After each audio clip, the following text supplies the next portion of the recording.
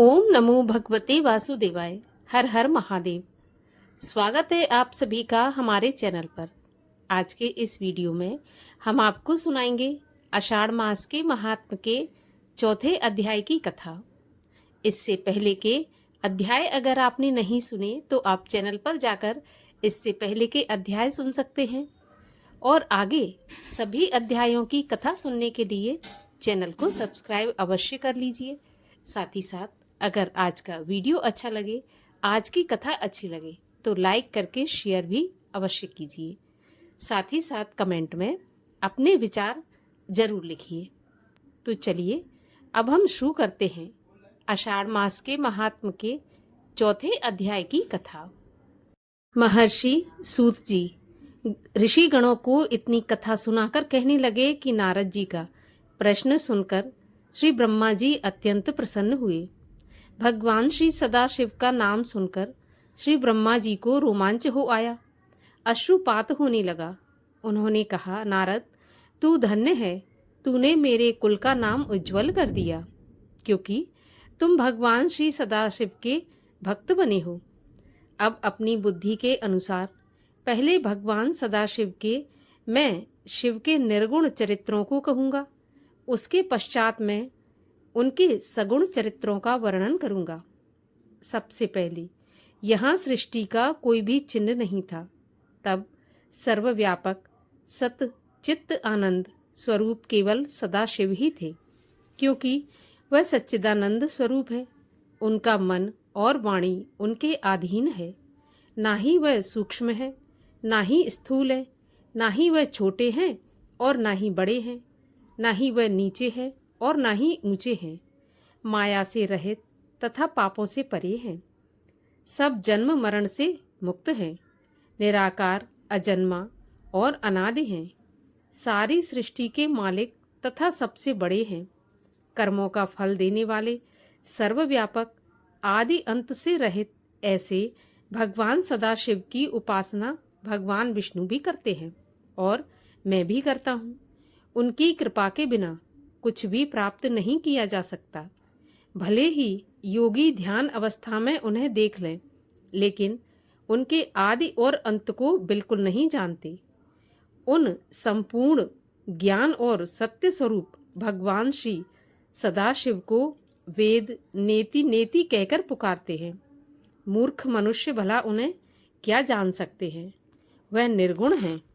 बिना आँख के देखते हैं, कान के बिना सुनते हैं, बिना नाक के सूंघते हैं, बिना मुख के सब कुछ खाते हैं, बिना जिह्वा के बोलते हैं, बिना हाथों के सारे काम करते हैं और बिना पैरों के चलते हैं। जिस महापुरुष के ऐसे विलक्षण काम हो, उनकी स्तुति भला कौन कर सकता है। उन्होंने इच्छा की कि मैं एक हूँ और इस इच्छा के उत्पन्न होने के साथ ही वह एक हो गए। इस प्रकार निर्गुण व सगुण में कोई भेद नहीं है। भगवान सदाशिव के सगुण स्वरूप का केवल ध्यान करना ही समस्त फलों को प्रदान करने वाला है। वहीं भगवान ब्रह्मा और विष्णु के उत्पन्न करने वाले हैं। सब कर्मों के साक्षी और विराट स्वरूप हैं। उनके नाम शिव, शंकर, हर, महेश, परमदेव, जगदीश, अमीश, विदुद, परमात्मा, ब्रह्मा, ग्रीश, शंभ, सदाशिव, परमेश्वर, पार्वतीपति, त्रिशूलधारी, चक्कारी, ईश्वर, सुखदाता आदि असंख्य हैं। वहीं भगवान सदाशिव परमेश्वर सृष्टि के कर्ता धर्ता और आनंद देने वाले हैं। उमापति भगवान परमानंद, सूर्य चक्कर इत्यादि के गुणों से मुक्त सृष्टि, ब्रह्मा व विष्णु को उत्पन्न करने वाले हैं। ऐसे भगवान श्री सदाशिव सबके स्वामी को वैष्णव विष्णु के नाम से, शक्ति शक्ति के नाम से, सूर्य उपासक रवि के नाम से, गणेश जी उन्हें विनायक के नाम से जानते हैं। वह भगवान सदाशिव सगुण स्वरूप कैसे हैं।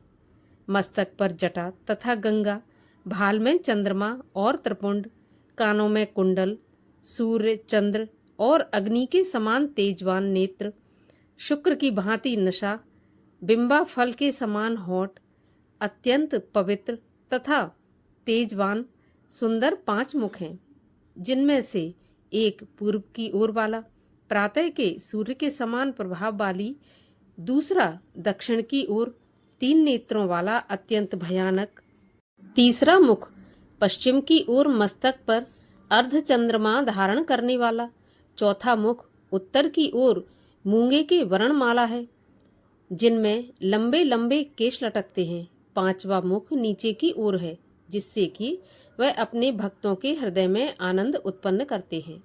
उस मुख पर कमल के समान सुंदर आंखें हैं, उनका रंग सुंदर और तेजवान है। इस प्रकार भगवान सदाशिव पंचालन के नाम से भी प्रसिद्ध हैं। उनके कंठ में 3 रेखाएं हैं, हाथ में त्रिशूल और कंठ में मुंडमाला धारण किए हुए हैं। उन्हें कोई चतुर्भुज, कोई पंचभुज और कोई 10 भुज भी कहता है। उनके हाथों में नाना प्रकार के अस्त्र शस्त्र विद्यमान हैं। उंगलियां अत्यंत सुंदर तथा सुडौल हैं। भगवान सदाशिव को बड़ा लंबा चौड़ा पेट, सुंदर नाभि, गंभीर कटी, अद्भुत जांघें, हरी कदली खंभों के समान चिकनी गोल और सुडौल तलवे, चमकीले चंद्रमा के समान सुंदर स्वच्छ श्वेत वर्ण वाले भगवान सदाशिव मस्तक पर भस्म लगाए हुए, 5 कलाओं तथा ब्रह्मों से युक्त 3 शक्तियों को धारण किए हुए, 5 और अक्षरों से बने हुए शरीर वाले भगवान सदाशिव योगियों और महर्षियों के ध्यान में शीघ्र नहीं आते।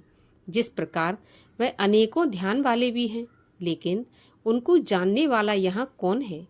भगवान सदाशिव की महिमा, नाम और ध्यान अनगिनत हैं, जिनको वेद पुराण और तपस्वी ही नहीं जान सकते। लेकिन उनकी कृपा से मूर्ख भी उनके दर्शन कर लेते हैं। प्रमाण के लिए गंगा व्याध आदि के नाम लिए जा सकते हैं। बिना प्रेम के उनको कोई नहीं देख सकता। सगुण रूप में आकर सदाशिव ने अपनी शक्ति को उत्पन्न किया। वह स्वच्छंद शरीर वाली, कभी नाश ना होने वाली शक्ति, प्राघन प्रकृति, गुणवती माया, विकास से रहित जननी अंबिका, प्रकृति संपूर्ण लोकों की ईश्वरों त्रिदेवों की माता नित्या और मूल कारण कहलाई, जिसकी की 8 भुजाएं हैं और जो विचित्र मुख वाली और शुभा हैं। भगवान सदाशिव को पारब्रह्म और उमा को शक्ति रूप जानना चाहिए। सदाशिव ने उमा के साथ विहार करने के लिए शिवलोक नामक क्षेत्र की रचना की। उसी उत्तम क्षेत्र को काशी भी कहते हैं। इसी उत्तम नगरी में भगवान सदाशिव ने एक रत्नमयी सुंदर भवन बनवाया और शिवा के साथ वहां रहने लगे।